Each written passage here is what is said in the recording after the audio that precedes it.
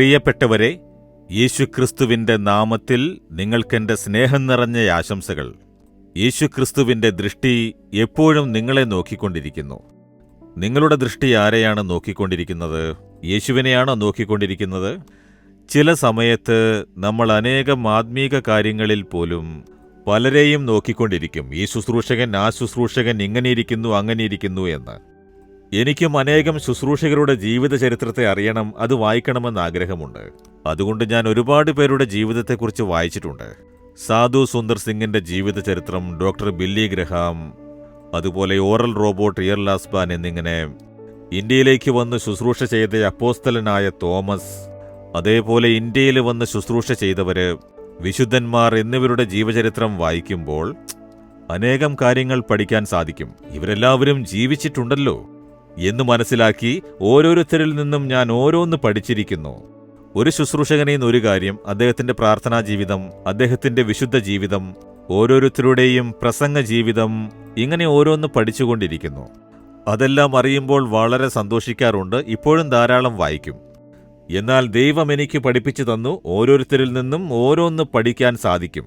പക്ഷേ നിനക്ക് പൂർണ്ണമായി പഠിക്കണമെങ്കിൽ എന്നെ നീ നോക്കണം, എന്റെ മേൽ ദൃഷ്ടി പതിപ്പിക്കണം എന്ന് ദൈവം പഠിപ്പിച്ചു തന്നു. ഇതെത്ര വാസ്തവമാണെന്നറിയാമോ? യേശുവിങ്കൽ മാത്രമേ സമ്പൂർണത കാണാൻ കഴിയൂ. താഴ്മ, മനസ്സലിവ്, ക്ഷമിക്കാനുള്ള മനസ്സ്, അതുപോലെ ജനങ്ങളോട് കാണിക്കുന്ന മനസ്സലിവ്, യേശുവിന്റെ പ്രാർത്ഥനാ ജീവിതം, യേശുവിന്റെ വിശുദ്ധി, എല്ലാറ്റിനും യേശുവാണ് നല്ല സാക്ഷി. അതിനുശേഷം ഞാൻ യേശുവിനെ ശ്രദ്ധിച്ചു നോക്കാൻ തുടങ്ങി. അതിനുവേണ്ടി എന്താണ് ചെയ്തതെന്നറിയാമോ? ബൈബിളിൽ മത്തായി, മർക്കോസ്, ലൂക്കോസ്, യോഹന്നാൻ എന്നീ 4 സുവിശേഷങ്ങളിലാണ് യേശുവിന്റെ ജീവചരിത്രം എഴുതിയിരിക്കുന്നത്. വളരെ ശ്രദ്ധയോടെ വീണ്ടും വീണ്ടും വീണ്ടും വായിച്ച് യേശുവിനെക്കുറിച്ച് അന്വേഷിച്ച് കണ്ടുപിടിക്കാൻ ആരംഭിച്ചു.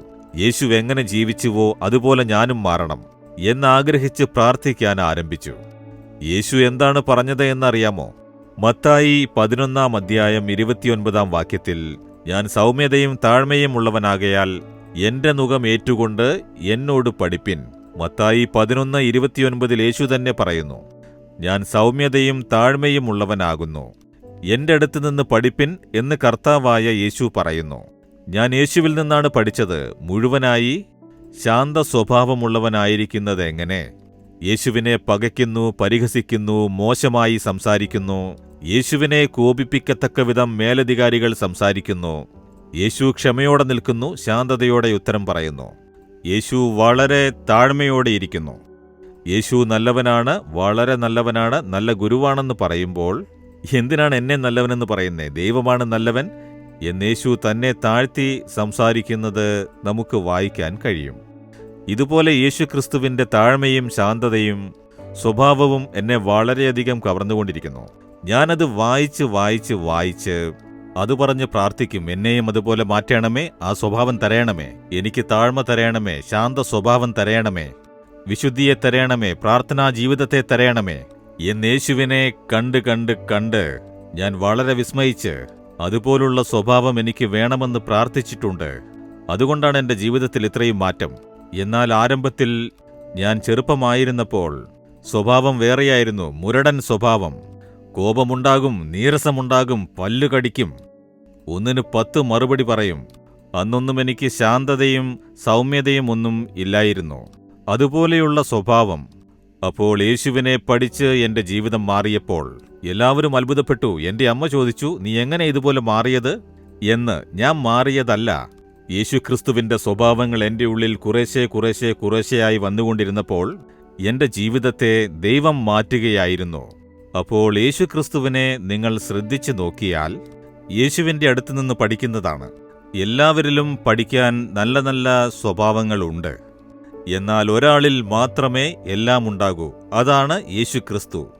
അതിനാൽ യേശുവിനെ ശ്രദ്ധയോടെ നോക്കിക്കണ്ട് നിങ്ങൾ 4 സുവിശേഷങ്ങളെയും വീണ്ടും വീണ്ടും വായിച്ച് യേശു എങ്ങനെയാണ് ജീവിച്ചത്, നടന്നത്, ക്ഷമിച്ചത് എന്നെല്ലാം നന്നായി പഠിച്ച് നിങ്ങളുടെ ജീവിതത്തെ അതിനായി സമർപ്പിച്ചാൽ നിങ്ങളുടെ ജീവിതം തലകീഴായി മാറും.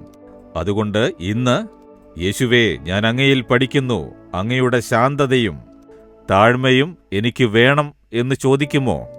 ഈ ദിവസം അത് നിങ്ങൾക്ക് വലിയ ഒരു അനുഗ്രഹമായിരിക്കും. എന്നാൽ പ്രാർത്ഥിക്കൂ, യേശുവേ, എന്റെ കണ്ണുകൾ എപ്പോഴും അങ്ങയെ നോക്കിയിരിക്കണം. ഞാൻ അങ്ങയിൽ നിന്നും പഠിക്കണം. അങ്ങയുടെ ശാന്ത സ്വഭാവങ്ങൾ എനിക്ക് വേണം. ഞാൻ അങ്ങയിൽ നിന്നും കണ്ടുപഠിക്കണം. അങ്ങയുടെ ശാന്തതയും മനത്താഴ്മയും എനിക്ക് തരയണമേ. ഞാൻ അങ്ങയെപ്പോലെ ശാന്തതയുള്ളവനാകണം, മനത്താഴ്മയുള്ളവനാവണം. അതിനെനിക്ക് കൃപ തരയണമേ. ഇങ്ങനെ ആരൊക്കെ പ്രാർത്ഥിക്കുന്നുണ്ടോ ആ മകനും ആ മകൾക്കും അങ്ങനെയുള്ള ഹൃദയത്തെ നൽകി അനുഗ്രഹിക്കണമേ യേശുവേ. യേശുവിന്റെ നാമത്തിൽ പ്രാർത്ഥിക്കുന്നു. ആമേൻ, ആമേൻ. Jesus readings Malayalam YouTube channel subscribe ചെയ്യുക. ബെൽ ഐക്കോൺ ക്ലിക്ക് ചെയ്യുക. ഞങ്ങളുടെ ദൈനംദിന പ്രോഗ്രാമുകളെക്കുറിച്ചുള്ള അപ്ഡേറ്റ് ലഭിക്കുവാൻ